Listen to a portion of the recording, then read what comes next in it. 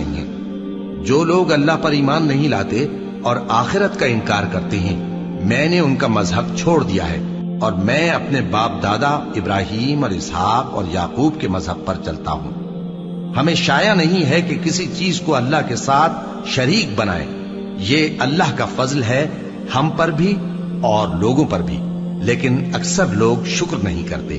اے میرے قید خانے کے رفیقو، بھلا کئی جدا جدا آقا اچھے یا اللہ جو اکیلا ہے سب پر غالب ہے؟ جن چیزوں کی تم اللہ کے سوا پرستش کرتے ہو وہ صرف نام ہی نام ہیں جو تم نے اور تمہارے باپ دادا نے رکھ لیے ہیں۔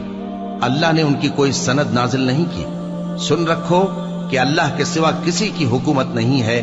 اس نے ارشاد فرمایا ہے کہ اس کے سوا کسی کی عبادت نہ کرو، یہی سیدھا دین ہے، لیکن اکثر لوگ نہیں جانتے۔